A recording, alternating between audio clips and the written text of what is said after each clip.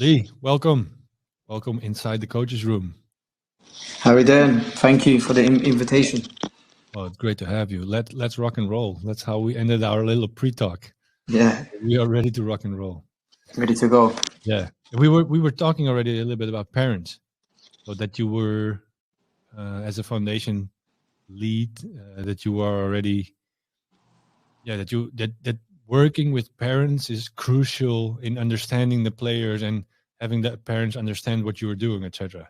Yeah, 100%. Like what we spoke about before is, you know, if you're gonna coach the players, you have to have a good relationship with the parents. I think understanding the parents and getting them to buy in what you're doing in terms of philosophy. Yeah, I think is very, very big. So what we do at QPR is, we educate the parents doing different types of workshops. From psychology workshops to kind of motivational workshops. So educating the parents, so then the parents can pass on all the messages to the players. Now, I'm not saying that you got to coach the players, but also you got to kind of teach the parents the philosophy, because some parents, especially coming from grassroots football, they might not understand about development, and they might look at it as like a short term. So a short term could be winning, on a Sunday. And some parents coming from grassroots football might see that, just winning is the focus. Where I'm not saying win is not the focus, but the development of individuals and players' development is probably the key. If you win and you win the right way through the philosophy, then then you've kind of been successful in both sides. But educating the parents about philosophy, making sure that they understand, understand their players, understand their sons, through development. Sometimes they might see their son going through changes in terms of attitude and not kind of performing at a certain level. And then we just kind of educating them that sometimes players will have a rocket road.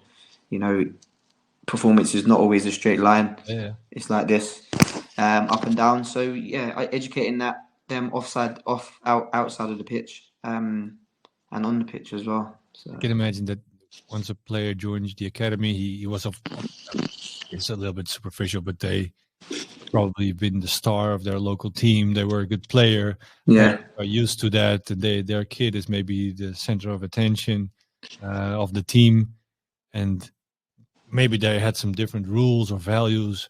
Uh, Next to the pitch, they could shout more, and now they come into a more strict and more maybe structured or different way of working at QPR. yeah. They have to learn. They basically have to learn how to shut up sometimes. And there's been many times when I had to go over and tell parents, look, we don't do that here. Sometimes I had to stop the game at times and just say, look, I'm telling your son something, and then you're telling them something different. So there's mixed messages going across. So yeah, you get. It's a challenge. Not even when you are at QPR, but for every coach, specifically when players are younger, parents, when they are in the car, they give their opinion. When they drive back from the game or during the game, they're going, oh, let's go push forward. Yeah, but the coach told me to stay back. Whatever subject or example you can give there. But it's a constant. No, it's not a battle, but it's a balance finding between parents and coaches, of course. Yeah, like I said, every parent and every individual is going to be, different and unique. So you might get some parents that are, they understand it, especially the ones that have been in the environment for a long time. Yeah. You might get a 15-year-old that's come in the building and don't understand hardly anything. But, as coaches and as staff, that's our jobs to kind of educate parents and players at the same time. So you do it with workshops, and that's what part of it. How do you do it? Yeah, so we'll do. So we'll put on, once a month or once every 2 weeks, different types of workshops. So we might say, I think about a year ago, we put on a workshop where we had to write down the parents. We were talking to the parents, and the parents kind of gave their view different things like what they want their son to work on. Then we took the parents out of the room and put the players in, and there was really like different views from the parent and the player. And actually, the parents learned that actually, what I'm doing is kind of hindering my son's development. So one player was like, "Oh, my parent tells me this, this, and this, but that's actually affecting me." And then you find out, some players don't like their parents watching them because it brings a lot of pressure, and they can't perform. However, on the flip side, some players like their parents to watch because they perform. So it's like you find that different ways of how they develop and stuff like that. We also put on different workshops from educating parents of viewing the game. We do a lot of in terms of analyzing. So we got a thing called Huddle. You probably heard of it. Yeah. We'll kind of a workshop on Huddle, how to work it, how to show your sons different clips, because what you would get parents literally doing their sons' clips, and then we don't want that. We want them to kind of engage and kind of support and guide, rather than actually you get a dad just doing their clips instead. So on one way you want, it's the same as school, of course, you want to get acquainted with video analysis, because I can imagine it's proven as well that 10, 11, 12 is a good start to get a good point to start with, looking at yourself and learning to look at yourself. But then you don't want the parents to look at the videos, but it almost feels like your parents are doing the homework then. So because what would happen is the parents look at it from the adult game. Okay. They don't look at it from the foundation or the youth development game. So they'll be like judging judging the clips on I don't know, Messi or Ronaldo, whereas you got to understand where your son is at. I'm not saying that it's good to copy and learn off of them players, but you're never gonna kind of hit that height at the moment, are you? And like yourself, the adult game is completely different compared to a 7v7, a 9v9, or 11v11 at youth football. Yeah, we had we did a webinar with Ross Brooks from West Ham, which yes, very well. Yeah. And then when we were building it, the perspective of football for kids is so different than it is for us. Yeah, because we are experiencing football as 11 versus 11 game, watching the whole tactics of a game. Even when we are watching Champions League, we're probably looking at, okay, what's the formation and who is going to do an overlap where, or whatever.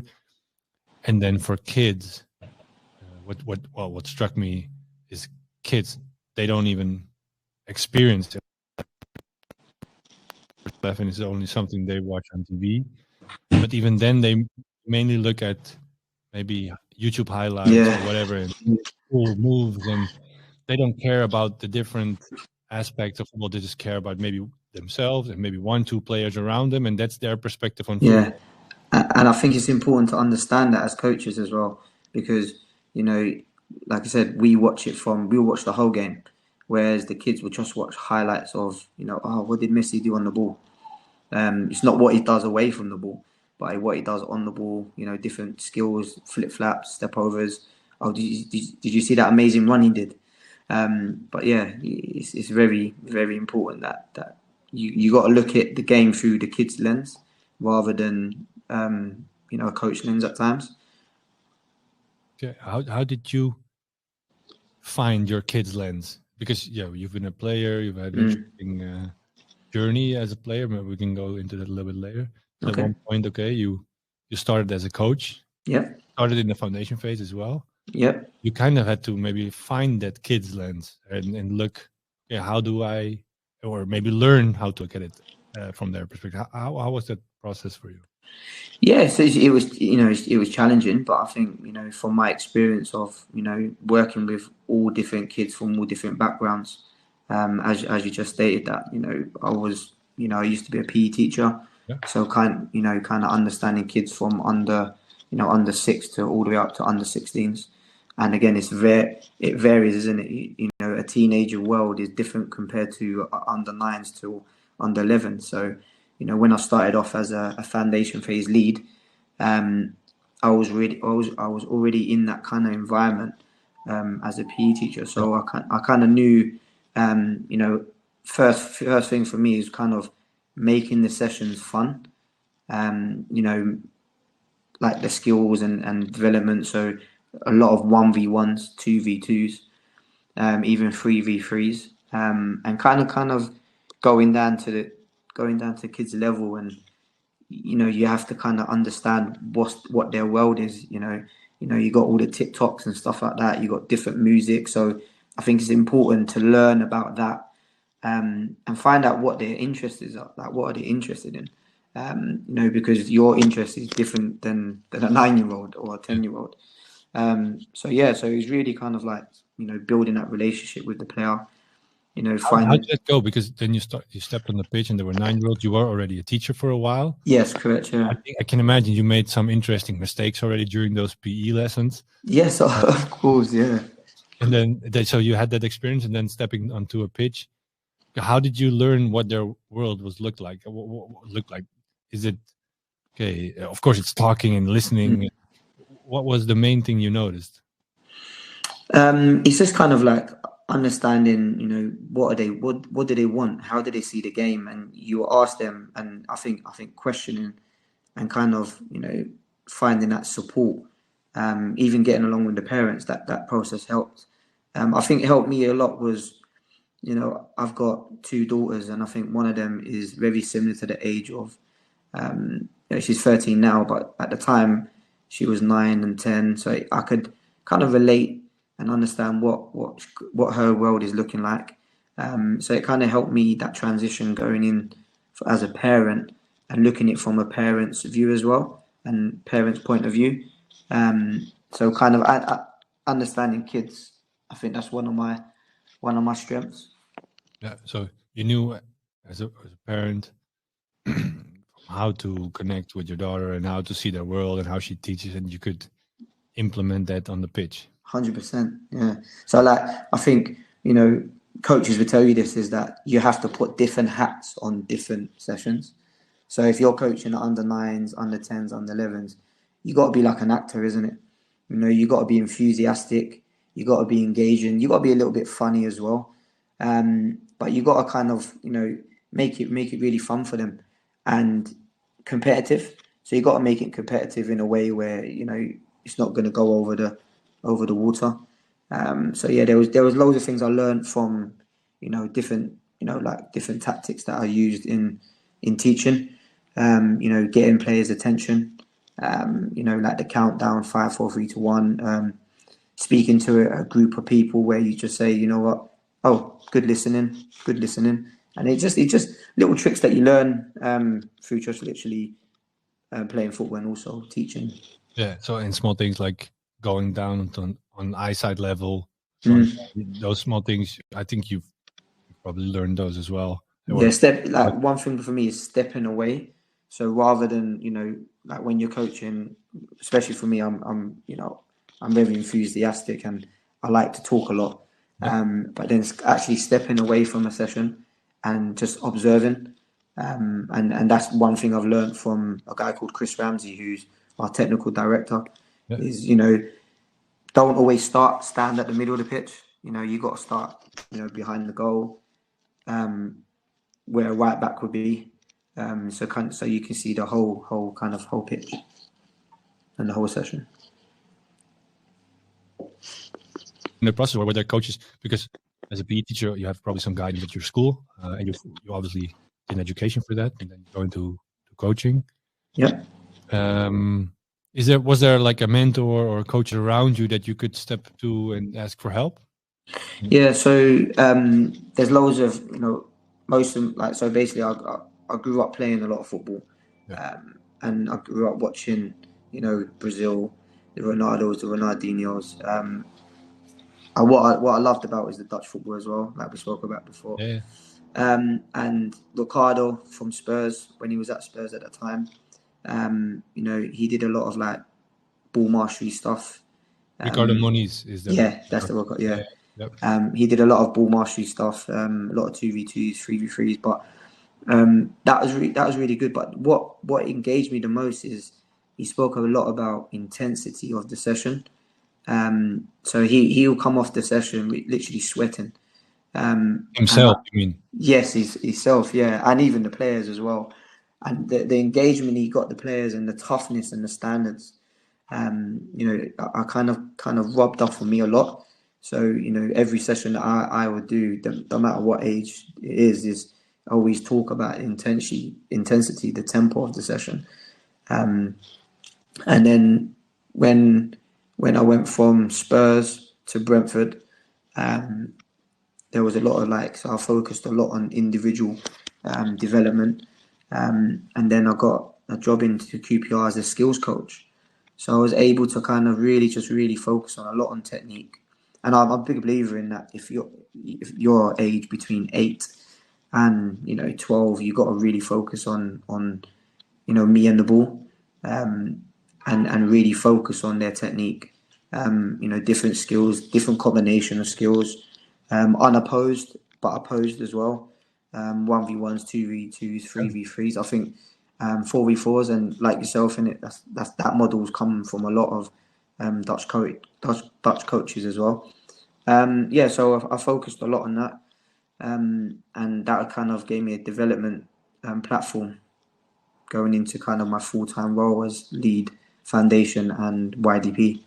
Okay, so Ricardo Moniz inspired you almost in the way he approached the session and literally how he executed it. Yeah, and how he, pretty much gave everything in those sessions. Yeah, 100%. What was there an example session or something that you saw from him, or how did it go? Yeah, he did like a CPD session at Spurs, and he put on different practices, and that kind of philosophy led towards a development center that I used to coach at. Yeah. It was an academy, but it was a development center, so it's the next level towards the academy. And we kind of took that same kind of model and pull it into the development center. So we'll focus a lot. I think it's like 45 minutes of ball mastery skills, so different types of combinations. And yeah, I kind of took that into my sessions from an early stage of coaching. Okay, so that's that's a process that you see a lot of. But first, I think you just copy it. You see something you really like, and then you just copy it, and then you kind of find out how that works and how it feels and how players experience it, and make it your own. Is that what happened? Yeah. So again, I think as a coach, I think you learn from different types of people. You learn from all different types of coaches, and when you see a session that you like, you'll copy it, but then you make it your own, and kind of adjust it in terms of and put your personality on it. I think that's massive in terms of putting your own personality on it, because you can do the same session as someone, but it might not be that good because you haven't put your personality on it. You might copy it word for word, and then you might think, how comes that didn't work? And I think that's kind of part of coaching, is looking at something. How does it fit into your players' needs? Are the players engaged? Are you enthusiastic? Are the players enthusiastic? Because I think once the players lose that enthusiasm, then you as a coach, that's down to you. So, looking at it, I think the sessions have got to have rhythm and flow as well. And I've learned that a lot off of Chris Ramsey, in terms of having the practices set up straight away. So you go like from here to here to here, and then there's no time wasted, because I think when the players are with you, there's no time to waste. And I think, and I always say that within my sessions, because you have to tell the players, look, you're here to learn. Yes, you want to have fun, but you're here to develop. Yeah, and you are working at QPR, and you've been working at a big level for a long time, but this accounts for every coach on any level, because we all can start preparing a session and let's literally put down the codes in a way that you don't have to put anything extra during the session. No, Yeah, 100%. I think one of my big part of my learning was, again, I speak about Spurs Development Centre is a guy called Frank Shillingford. He was one of my coaches as well. Through when I was playing for a team called Cranamana Academy, where we used to go around and play all different academies. But yeah, him and Richard Allen, who used to be he used to be director. He's the director at Loughborough University now, but he used to work for Spurs as well, and he was the one that took me to QPR for the skills coach role. But what that gave me in my early development was the fact that we had to put a coaching session on, and you couldn't use no cones.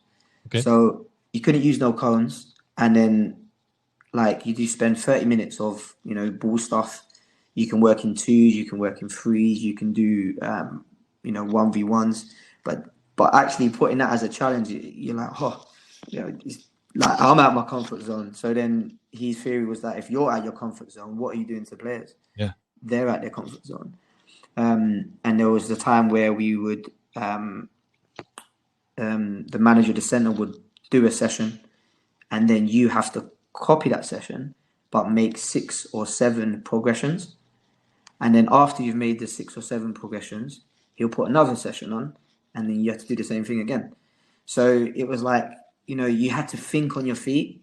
And I think, I'm not, you get some coaches that will struggle with that because, you get some of them just work by the book. And for me, I don't think football is like that. Football's not by the book. You might have a plan, but then sometimes something might throw that plan away, and you just got to rip it up and just start again.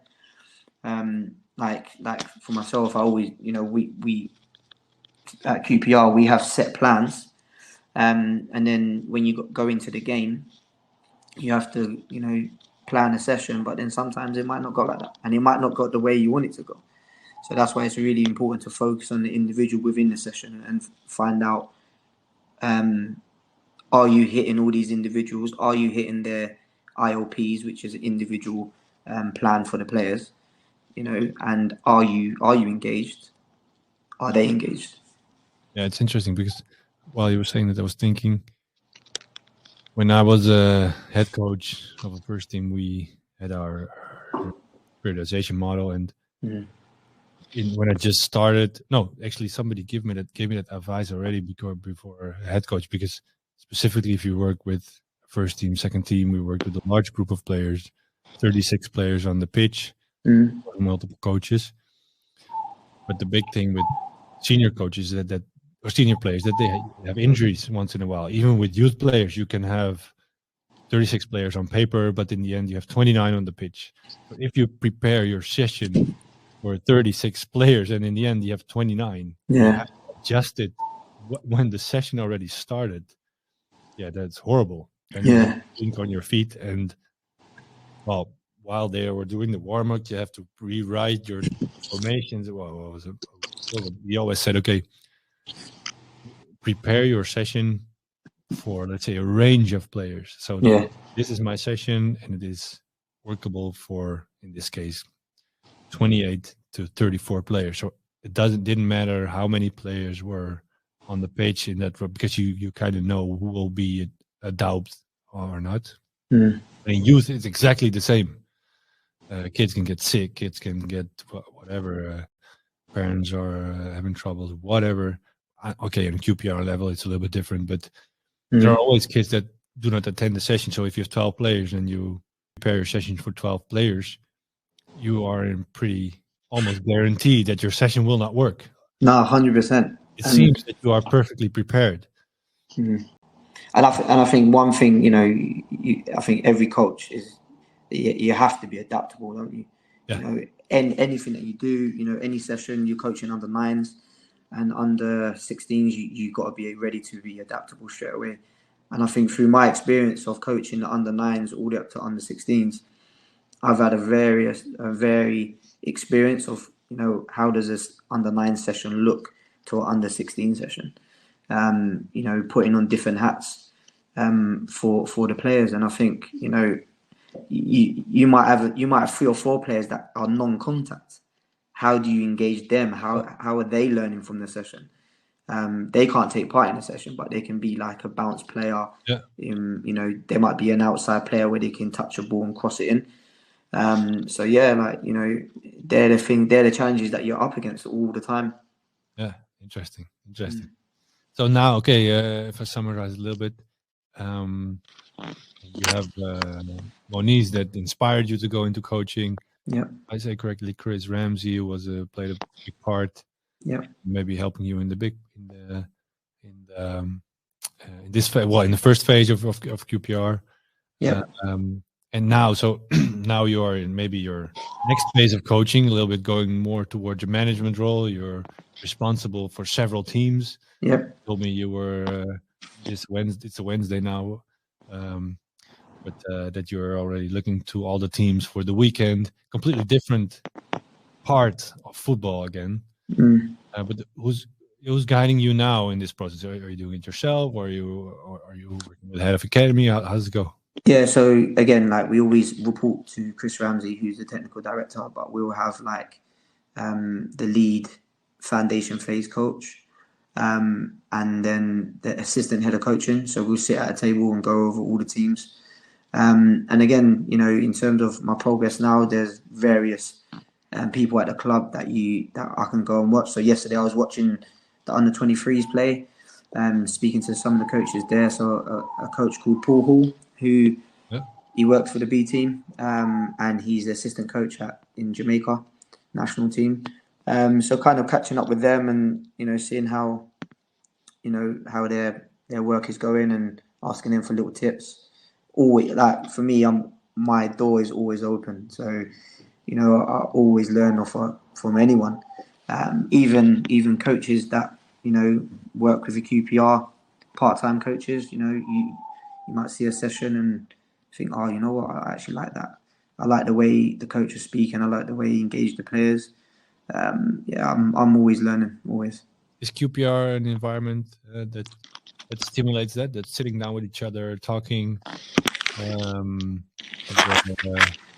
stimulating yourself, or yourself stimulating each other to go to inspiring each other with session talks, etc.? Yeah, 100%. Like, we always, one thing we do is we make time to talk about the players. So as full-time staff, we'll sit around, we'll have meetings for an hour and talk about 3 or 4 age groups. What is this player doing? How this player is getting stretched? Where's this player? What's this player's program going to look like? I think that's vital. I think even watching back the games and seeing, okay, this is this, because one thing I've noticed is you can take a game and you might see it through your lens, but when you go back and watch it, you've missed so much. And I think that you can only take in like 40%, or maybe 40 to 60, and you miss a lot. So you might go back and say, okay, we played well, we dominated the possession. Then you watch the clips back and you think, actually, we didn't. So I think in terms of reflection as a coach, I think that's very vital to make sure you understand what players are doing and how they're developing. And I would always go back and watch the games and pick out things. What are players doing on the ball? What are they doing off the ball? And I think now people, especially top coaches and coaches around the world, is people are looking at what they do off the ball now. And I've learned that a lot, especially going from the foundation phase lead to YDP lead, because you're going on from that transition from 7-a-side and 9-a-side to now 11-a-side. Yeah. And in 11-a-side, the game moves quicker. You got to see pitches early. So I've learned that a lot in terms of looking away from the ball, and kind of helping units within 11-a-side games. So yeah, I've learned that a lot. So evaluation is crucial in that part of your developing yourself. Yeah, evaluation is so important. So we've put in things, from QPR is like journal work. So we get players to have their own journals, and have like write down sessions. How did they do in the sessions? What did they get out of the session? And And then how did they, did they work hard in it, or what fun factor was it as well? And we do that through games and training. So then actually what that gives you is understanding, like without even talking to the player, you can actually look at their journal and realize that, hang on, like this player understands the game, and this player doesn't. This player's enjoyed the session, this player hasn't. Why hasn't enjoyed that session? So you can write little notes, why, and then you can actually speak to them. Oh, look, I really like your journal. You need to work on this. Now, again, we're not. It's not school, so we're not expecting them to write pages and pages. But just use it as a reflection tool, and also we get them to do clips as well, and then we can give them feedback online as well with the clips.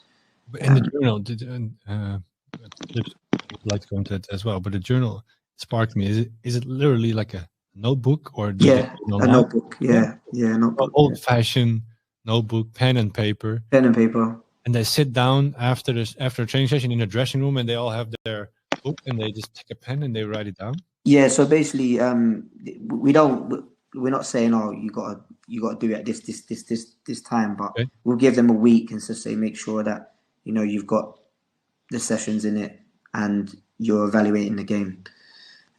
So we focus a lot on in possession and out of possession and the development area. So can you score? Can you make? Can you stop? So really, really simple keywords. And then they'll come up and we'll kind of like take them in and have a look at them, read them, and then give them back with some feedback. So, right. It's also, I can imagine, for a player. Well, if you look into personal development, it's also good to journal and write down their issues or whatever, that they can write it off or something, that they can just, okay, I've put it on paper. Now I just maybe, how do you say it? They did something with their feelings, and they wrote it down, and and then it kind of, they give them it gives them a little bit of space to relieve it and then move on again. And they don't need to always be writing. They can draw the actual practices that we did. Cool. And then it just comes to life a little bit. And it's not, you might get under 9, might just draw pictures. You might get under 16 that goes in more depth and more, maybe tactical side of the game. But yeah, so we do that a lot, and that's a big focus within that. Great. I never heard that actually on paper. You heard apps and people had to fill in, okay, how do you feel before training, but after training, I never heard it. And also, we give a journal to every coach as well, so making sure that they reflect, and what kind of what individuals did they focus on, and how did the session go, so they're evaluating as well. And so you are allowed to read the player's journal, or they are allowed to read the coach's journal? No, players not allowed to read our journal. It would be interesting as well. No, it would be. Yeah, actually it would be.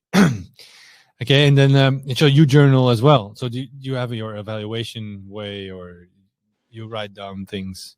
Is there something you wrote down recently that thought, okay, that was very important, or that was that made an impact that maybe you could share? Yeah, so there was I've done a session about a week ago where we always play in like 5v5, 6v6, like, so I'm taking under 12s, is this right? Under 12s at the moment, yeah. So we did like was it a 7v7 little game, and players had to just play a normal game, and then I thought to myself, how am I going to get them to move the ball quickly? Because at that age now, we want them to get their head up. Yeah. We do focus a lot on 1v1s and dribbling, but we need to now focus on when they dribble and when not to dribble. And then I talked a lot about triangles. So I was saying to them, look, can you get into triangles or diamonds? And I just, that key word of getting into triangles, showed them how to do it. And then they did it, and they was doing okay. And then I thought, okay, so now, they're playing very one-sided. How am I going to now stretch them and see where I can get them to move the ball to the other side? So I said to them, I just done a line, like, so set out the flat cones on one side. So I split it into 3, and I said, if you play the ball in all thirds and you score, it's worth 5. Okay. If you just score normally, it's worth 1. And so you got them actually, like, without me even telling them, they actually moved the ball quicker. They recognized when to dribble, and they started to really focus on that side of that game. And then, so you're actually setting the practice up to get them outcomes. Great. And that's something then at the end you write down, okay, this worked, this is the way it should be, and this is something I want to remember. Yeah. And what I want to use probably again. Yeah. And also did something similar. So, you know, we always talk about, you know, playing like underloaded games. So we did like a 7v5 game. And actually the team that was 5, the team against 7 was just moving the ball quickly and try to score. And that team played the 7 against 5 really dominated the game. And then we flipped it and went to 5v7, and actually 5v7 dominated them. So, you know, and I think them games are important because, you know, without even realizing, the 7v5, you know, they have to move the ball quickly. They have to break down the 5. You shouldn't really lose the ball against 5v7. And then the 5 are literally playing. That's a challenge, isn't it? They're out of their comfort zone. You know, they can't just go and press the ball because, you know, there'd be too many gaps. So they got to think about when to press, how to press, and stuff like that. And then, you know, with the 7, they're looking at passing angles. They're looking to score as many goals. They're recognizing the overload. So, yeah, it was interesting. Cool. Yeah, this is part of being a coach to find yourself what's in a session, and it depends on your team. Of course, you can do a session with the previous group that worked out perfect, and now you have different type of players, and it's completely different. Interesting, but we had a guy coach from Sporting. Oh, by the way, sometimes we hear a little bit of wind. Yeah, it's not your daughters that are. No. Apologies for that. People know. It's really windy where I'm at. There's storm. If I look at outside here, it's exactly the same. So no worries. But then I've closed all the windows, and still I can hear it. Yeah, me too. But that doesn't matter. But then people know if they're in the car, it's not the wind that's blowing against the car. It's your your room. But no, I forgot what I wanted to say. But Sporting Lisbon. Yeah, sorry. Yeah, the coach, he was evaluating every session and wrote down every evaluation. And he said maybe you don't even look at, let's say, 75% of them. If you want to, you can. That's something that struck me because I used to evaluate the sessions in my car when I drove back home. And of course, there's a process going, but there was no way of registering it for me. There was no registration or no notes. But if you do, then you have your whole library in front of you, and you're not going to make. Well, it's going to be easier to not make the same mistakes. Yeah, and I've learned that off of Chris at the academy at the moment. Chris Ramsey, is that, you know, he always tells you to write things down because, you know, you have a library of sessions, you have a library of reflections, and then again, like you said, you know, coaches make mistakes. Everyone makes mistakes. So then, you know, you try not to make the same mistake twice, isn't it? Yeah. And in the end, it all comes down to discipline, I think, because you can evaluate the session even in your little notebook throughout the session. Okay, the plus or minus when something went good or bad. And then after a session, when you're in your dressing room, it takes you 3 minutes to write them keywords down, and you already know how it went, and just file it if it's on paper or put it in Excel. Then you have your whole library ready. 100%. Yeah, interesting. Okay, and a little bit we didn't touch on that because in your process as a coach, you've shown us a little bit, but in your process as a player, you were a good player until 18, 19, I think, and then you went to Brazil. Well, you still were a good player, but you were trying to get up the ranks in professional football in England. Yeah, decided that Brazil was a good move. As a youth, almost senior player. Yeah. So basically, what happened is that I was playing here, and I think when I was growing up, a lot of people didn't look at small players Whereas now it's the You're opposite. small. Yeah, Are you small? Not now, but when I was growing up, I was really small, really technical player. But back then they didn't really look at players that with technique. You might have one or two in your team. I kind of struggled and I had to find ways of, dominating the game without being physical. So, my awareness and, my touch and being very skillful was the key for me. And, how I developed that was just literally just playing 1v1s on the street, 2v2s, 3v3s. Just kind of doing that. And then what happened is I played for a couple of clubs here, and then I was 18 at the time, 19, and I had a trial for Watford and playing for Watford, and a Brazilian guy come up to me when I was playing just like a trial game, and he said, "Look, I've got contacts in Brazil. Would you like to go out there?" And I was like, "Why not?" I didn't have nothing else. Yeah, So great adventure. I went for it. It was an agent that signed me up, and he took me there for 2 weeks and said, "Look, you're going to be here for 2 weeks. If it works out, we'll sign you and get you to some clubs. If it don't work out, you have a good holiday." So I was like, "Yeah, why not?" So I went out there. I went to a place called Santos, where Pele is from. There was 2 clubs there. Played for like a small little academy, and I'd done really well. He signed me up with his agency, and I played for 2 clubs in Brazil, and had to. One thing it took me had to grow up really quick. The language, didn't know the language. No one spoke English when I was there. So I had to learn Portuguese, which now I can speak. I can get by, not fluent. Yeah. I played for 2 clubs out there, and unfortunately, I got injured and then had to come back. And then the same agent got me a trial in Germany when I was better, and then that kind of I wasn't good enough then. Then I kind of what that experience taught me was that the different type of football. If you go to Brazil, there's skillful players everywhere, and all they want to do is twist you up and drop a shoulder, drop a step over. But something that interests me is that the way they train. So that's one thing that if I ever have my own academy, or be a first team coach or be an assistant coach somewhere, is that different surfaces is so important. So like the Brazilians, well, I got to experience training on the beach 3 times a week, training in the futsal twice a week, and then training on the grass the rest. So, everyone talks about Brazilian players being very comfortable on the ball, but I think it stems from different surfaces that you play on. Because on the sands, you're good technically on the grass, but on the sand, you're not going to be that great. And I had to learn that quickly, to be fair.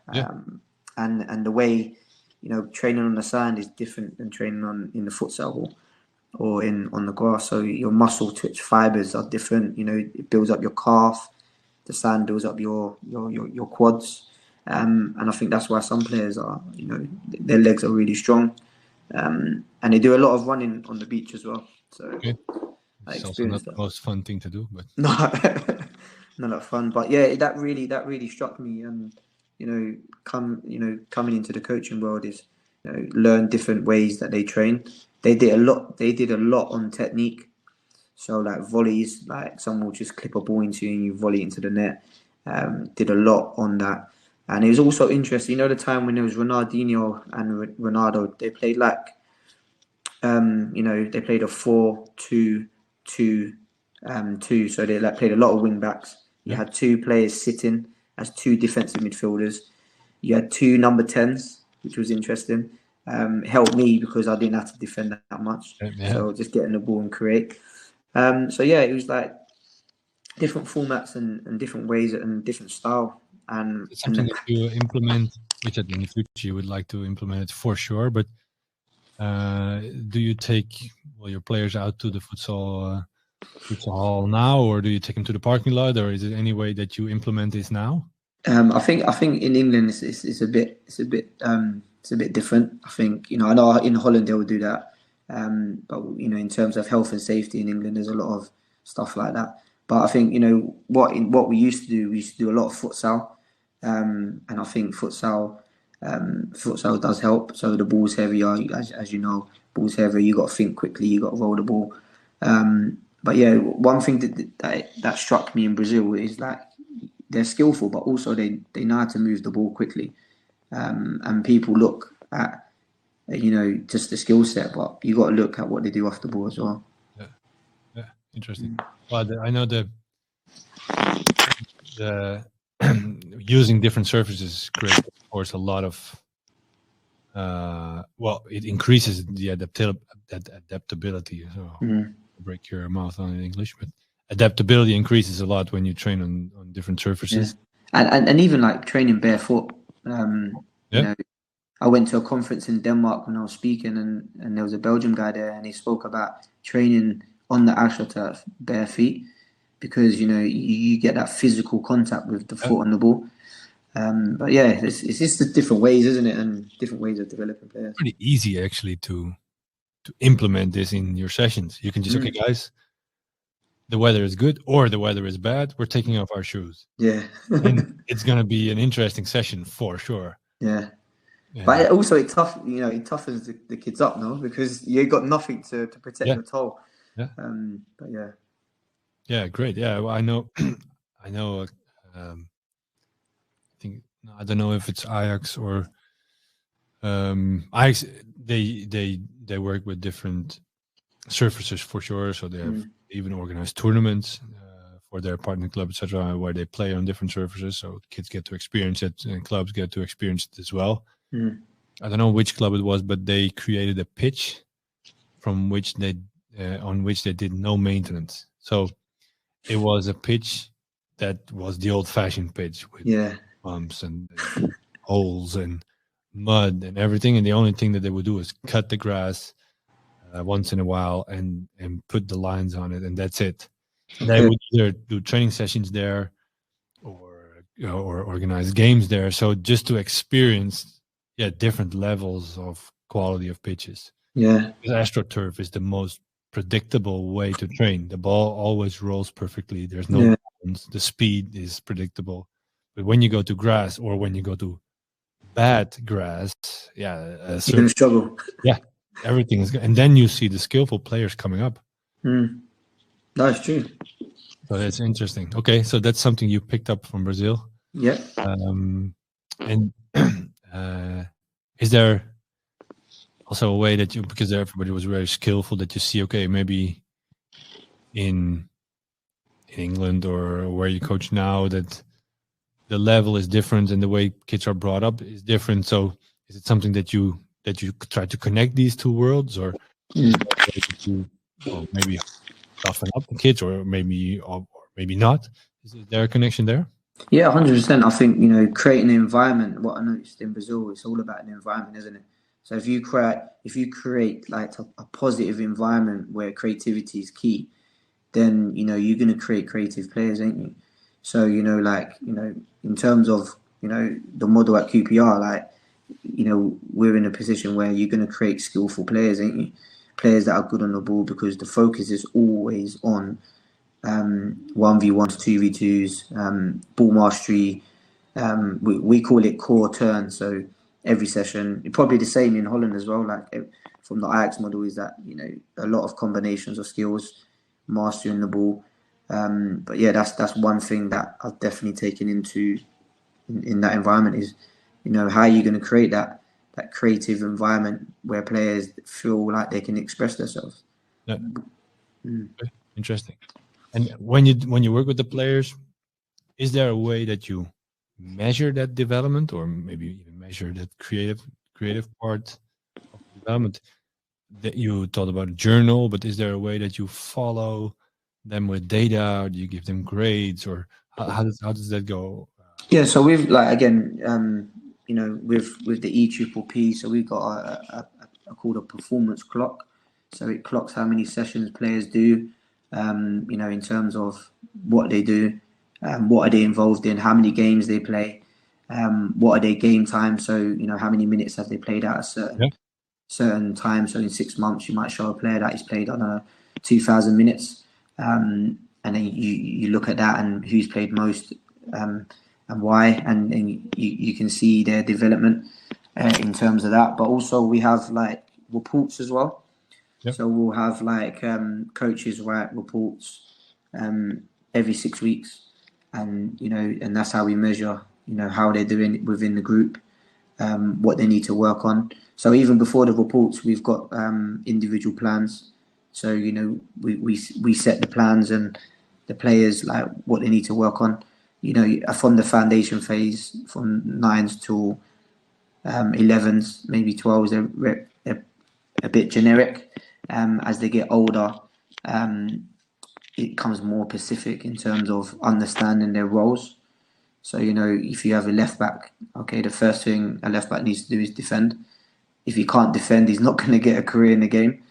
So yeah, we focus a lot on, defending with that left back, and then put different targets for that person.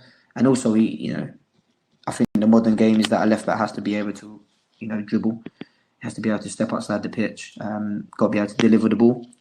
And then also, got to be able to defend 1v1. So then we will kind of tailor that towards wherever position that they're playing in, from 16s to 15s. So in this categorization in maybe positions or roles, at what age does this start? That will start from 15 to 16s. It's more specific. Yeah, more specific. They might play in 2 roles because you don't know where that player is going to end up. I think from 14s to 12s, they might play in 3 roles. Yeah. But again, like what we do in each game, we might have a player that plays in defense for 2 games. So then they build up that repetition, they build up that rhythm, and then we might look to change them, rather than just play one game centre back and the other game centre back, other game left midfield, because then it becomes a bit confusing for them. So yeah, and then we might move players around. So you might get a player that he just play central, so he can play as a 9, centre mid or centre back. And then we might get a player that plays left back, left wing, and left forward. So then, the different sections of the pitch. Okay, interesting. And then, so from, let's say, 9 to 12, it's pretty general approach, creating technical abilities. 12 to 14 is already more specific. Maybe look at bigger parts of the pitch where they will probably end up. And then from 15, 16, it will be literally more specific. What are your weapons? What are the weapons that you succeed with in professional football? Yeah. So, we talk a lot about developing. It's called like developing the pyramid. So, you got your under 8s to under 10s. They will focus a lot on extreme technique. So a lot of passing, receiving, individual skills, wow moments on the ball. From say 10 to 13, you're looking at movement experimentation. How do they move? How do they create space? When do they go into space? Can they get their head up? So you're looking at that movement type element. Do they recognize to go into space, or do they don't? Then I say 13 to 15, you're looking at movement refinement. So how do they, can they move now? Like, where do they move? If you get a winger at 15, what's his movement like? Does he come inside the pitch? Does he go outside the pitch? Does he start his runs on the shoulder? Does he make runs across the centre backs, across the full back? They're the kind of things that we will focus on. And then, you're looking at position refinement from 15, 16s. So, now they understand their position. Where do they fit? If you're looking at a forward, like, does he score goals? What's his first touch like? Can he hold up the ball? Does he set the ball? Does he set and then stand still, or does he set and spin? They're the kind of key factors that we look at. So, and then you're looking at expertise, which is like, 18 up to the first team. Okay. And is it connected to system, or let's say a formation, or is it just a style of play? Style of play. Individual style of play, even. Yeah, yeah. Again, so style of play. We base the model. Like, I'm not saying whatever the players can play. So, for example, if the players are good, and their strengths are, that's where we'll tailor the sessions and also what we got. So you might have, we play a lot of 4-3-3. So then the reason why we do that is because you get the rotation in the midfield. But there might be times when we will play, 4-4-2. So then the player gets understanding of how to play within a two. Because you might, if you played 4-3-3 all your life, and then you've been released and you go to a non-league club or you go to a fourth division club and they're playing 4-4-2, what's going to happen to you? Yep. You're going to be lost. Yep. So then we create environments where players, if you're playing a 4-3-3, you understand about rotation and midfield. You got your diamonds, you got your triangles, and then you're playing in a 4-4-2. You understand, okay, how to play in a two now. And then even if you got, you might have in your squad, you might have two strikers. You got to teach them how to play in a 4-3-3, because you're the lone striker, aren't you? Yep. And then you got to teach them how to play in a two. So yeah, we would put, we will base on whatever we play based on what we got and what individuals that we got at that time. Yeah. But like the answer to your question is, yeah, it's all about the style. Yeah. Okay. And it's up to the coach and also the style of the coach that decides whatever, the formation, whatever it is at that point. So if you have two strikers, you would maybe go for a 4-4-2. Mm. If we have a coach that wants to do experience with the 5-3-2, he can do it as well, as long as it benefits the player development. It's kind of a mix of the philosophy of the coach, the club, and the player. It all comes to what I'm hearing. Yeah. So basically, the lead phase coaches will discuss with the part-time coaches what players that you've got. If you play 4-4-2, and you've got a centre back, then that's fine. But yeah, it's all based on it's what is the rationale, what is the reason why you're doing that, and what is the why. There's always got to be a reason why are you doing this. Is it benefiting the players? Is it helping not just one individual? Is it helping the whole team? Because you don't want to focus it just on one individual, because then that one person will be developed, but the others are missing out. Yeah. So it depends the individuals and what you got at that present time. Great. Okay. Interesting. Yeah. It's the same strategy you hear with a lot of coaches we talk to these days. It's player centered, and it's also there's flexibility for the coaches to to make the decision, but at the same time coaches are asked to explain afterwards. So I can imagine you do the same. You sit down with your coaches afterwards on Monday, or maybe even already on Saturday. Okay, you made these choices. Why? It's not to control you or to monitor you. No, we just want to learn why. And I can imagine the process is the same for you. Yeah, 100%. And like we spoke about before, is it's about the players, isn't it? It's not about the coaches. The coach, you're just there as a vehicle to help them, isn't it? And it's about getting the best out of the players. So if that format and that that formation that you're playing, or that style that you're playing, if that's getting the best out of the players, then you're gonna go with that. Yeah. Okay. Hey, before we started, you said I asked you, are you a reader? I don't know if I had the impression that you are. Yeah, you read a lot of leadership books, you said. Yeah. So what are you reading now? I'm reading a book. It was by the SAS called Positive Thinking. Okay. I can't remember the actor's name now. He was the lead. He's not an actor, but he was the SAS guy that did the Channel 4 program.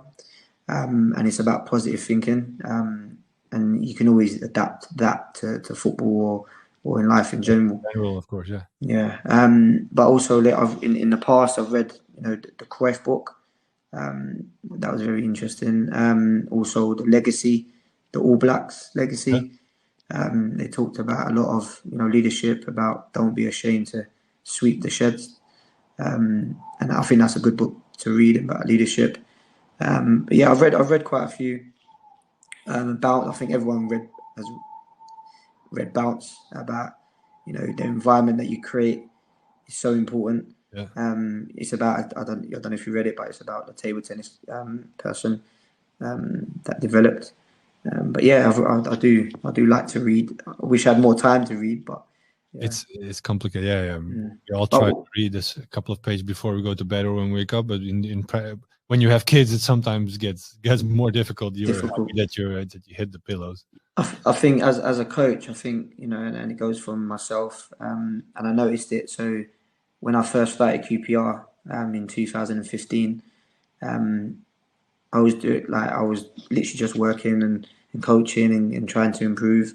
And then about 3 years later, I realized to myself that I'm helping coaches, I'm helping the players, but where's my development? Yeah. So I started to spend at least an hour a day on my development. So that can be anything from watching a game, writing about the game. So just literally just watching any game and, you know, not pretending, but think about if I'm in that situation, I'm the gaffer. What would I do? Yeah. And I'll just write about. I have my notepad and just write down what did I see in the game? How would I approach that? Would I approach that differently? Would I have kept the same?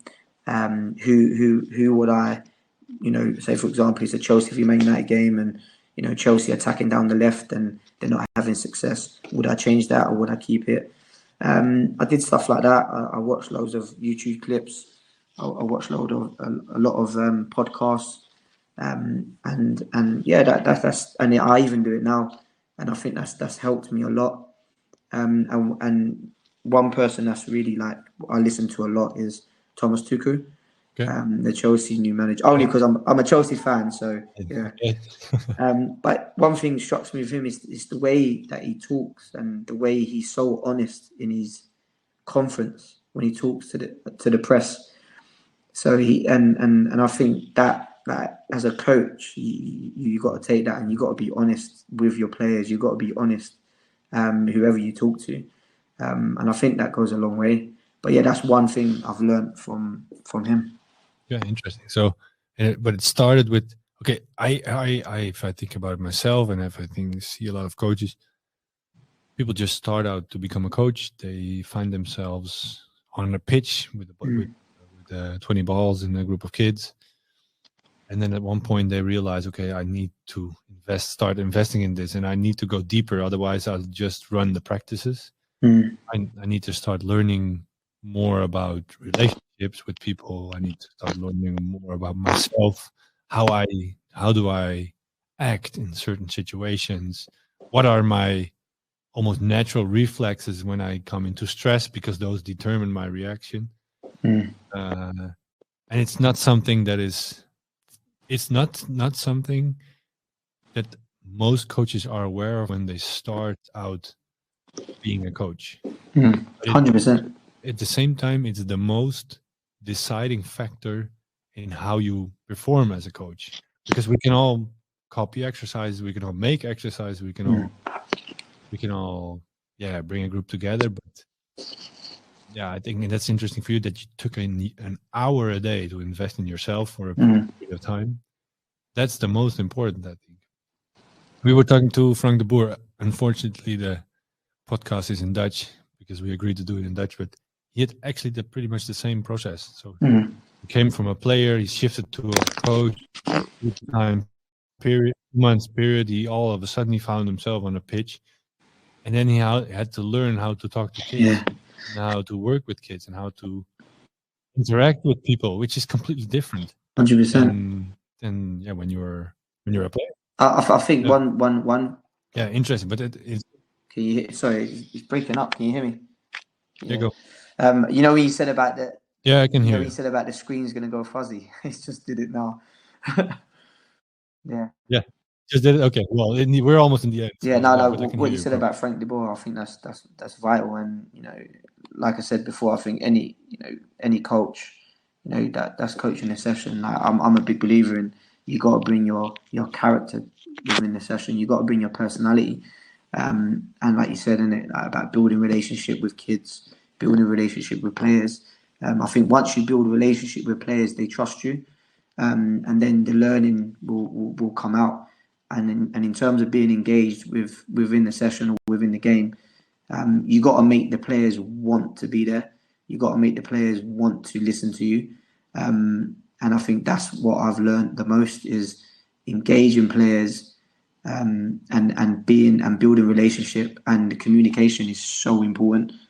And I kind of learned that a little bit as a teacher. And that's the reason why I did it. Like, I've done a degree in PE and sport, and I taught. The reason why I taught is to get into the professional game, because I think if you can manage a classroom of learners, you can actually transform that into the sessions and manage group of kids and group of players. I can imagine if you can manage a group of high school kids, then a team of motivated players feels like heaven. Yeah. Kids on PE classes, maybe half of them does not want to be there. It's and true. If you can motivate them, and football pitch with motivated kids is easy. Yeah. But the reason why I took that path is because I looked at Jose Mourinho, I looked at Van Gaal, and there was another guy called Clement at Chelsea. He used to be at Chelsea and Derby. And Real Madrid, I think he was the assistant to Angelo. Okay. Yeah, and they took a very similar path. So when I was younger, I was like, look, I'm going to kind of go with that path and see what happens. Yeah. Yeah. There was another coach from Feyenoord. He's doing the U9s or U10s. He intentionally took a job at a daycare to work with young kids. Love that. We have kids. Yeah. We do not want to work at a daycare. No. We are very sure, but he took that job. That's like a double shift. That's like a double shift, isn't it? It's double shift with kids from, let's say, 2 to 5 or whatever. That's the hardest job ever, and he took it as a preparation to become a good youth coach. I thought it was amazing. Yeah, that's very amazing. Actually, that's good. Yeah. Okay, Lee. Before we end this talk, because I think we got a nice look into your journey as a coach and your philosophy, and a small part of the QPR philosophy as well. Who should we talk next? Or who should we talk to next? There's a good friend of mine, and I think he'll be valid and valuable to the talk. He's a guy called Michael Donaldson. He works for Reading. He's the under-18s coach at Reading. He used to be working for Spurs, so he used to do the 12s to 14s. Yeah. He's another one as well. That's got vast experience within the game. Great. Well, let's after this recording, let's find a way to connect with him. 100%. You can tell him how this was, and hopefully it was a positive experience for you as well. Yeah, definitely, 100%. I love doing stuff like this, and meeting yourself as well. It's in football, you never know, so it's good to connect with. And I like the way that you're open to share, and that you shared parts of that made you the coach that you are now, which is actually already a big journey if you've had so far. Yeah. To close it up, is there a last thing you want to give away or maybe share with the listeners that you find important, or did we say everything? I'm trying to think. I think we covered everything. I think that in terms of what I was mentioning. There's one thing that I do want to do is, go to Holland or Europe and see how they develop players. Even Belgium, I know Belgium, the way they develop players is different. There was something that stood out for me in terms of going on tour. So that's something that I forgot to mention. That you want to get back. Well, you're always welcome in the Netherlands. I'm happy to hook you up with the coaches from my network, and I'm pretty sure that they are willing to share with you as well, or show you as well. Perfect. Let's do this after this recording. I'll connect you to whoever you like. 100%. And if there are people listening from Belgium and they hear this and they want to help you, well, you know how to find us, and you know how to find Lee. So let's put that out there and see what happens. Yeah, that's fine. Thank you. There's one thing I want to mention is about going on tour. So I think from any football club, that if you go, everyone probably knows this anyway, but I think it's important to say is that when you go on tour with a team, you find out more about your players in terms of their daily routine, how they eat, what they eat, how do they, is their room messy in terms of checking the room and stuff like that, what are their timekeeping like, and how they actually perform within a professional, pressured environment in terms of competition. So, I think going on tour is so valuable. Yeah. And even you learn about your staff as well. Because I've been on various tours to Belgium, to Germany, to France, when it was just myself leading the tour. And also you learn about different cultures. So we went to Germany and I see the German players warming up. And I see them warming up with a thing called Sensible. I don't know if you've seen it. Yeah, no. And I've never experienced that. And it was so good because they will use it to warm up and they'll just go into the game straight away. And we had no space to warm up. Yeah. So I'm thinking that technique of using the Sensible, the ball and the string was so good. And then I've done some research on it and, it's been used by a lot of teams. FC Metz use it, the Belgian clubs use it as well, and it develops, your brain and also your cognitive skills as well. And I've actually started to train it myself. So yeah, so if you come into connection with other football cultures or other styles of development or whatever, and the good thing on being on tour or in a tournament is that you can walk up to the coach, say, "Hi, I'm Lee. Why do you do this?" And then you have an answer straight away. Mm. It's a little bit the same. Well, it's completely different than this podcast, but you get inspired. But then you can literally walk up to the guys or see what the effect is, which is very interesting. No, for sure. Yeah, but yeah, that's something that really stood out. The Sensible technique. Does clubs in Holland use it or not? I know there are some, let's say, private academies that use it. I don't know if pro clubs or pro academies. I don't know. Probably they will, or probably they have. I don't know. But there are all types of balls or methods that are interesting. I don't know if you know the athletic skills model. Okay, but in terms of judo and stuff like that, what do you use that? They developed also because it's all focused on adaptability. Yeah, and the body, moving the body freely. Yeah, and because they were aware of what we just said, that the artificial grass is so predictable. They created a ball that became unpredictable. Okay. They had a ball which has a little bit of flaws in it or a little bit of a weight. It starts bouncing even on equals up on Astro on an equal surface. So you would do a passing drill and this thing will start bouncing. Because all the kids train on Astro, everybody has predictable circumstances, and it's only a couple centimeters or maybe even less that it starts moving, but your reaction and your first touch and everything changes. Okay. It simulates grass almost. Okay. Yeah, there are all kinds of different methods. Yeah, there are different methods in developing and working with your surroundings. Yeah, it's interesting. Nice. That's good. Okay, Lee, I want to thank you very much. And thank you. Thank you for the invitation. We'll get you to Belgium and the Netherlands, and we'll keep in touch for sure. Definitely, and I won't forget to send you Michael Donaldson's details. No. We'll contact you after this. Okay. Definitely. Thank you. Have a good day. You too. See you later. Take care. Bye. Okay. Bye.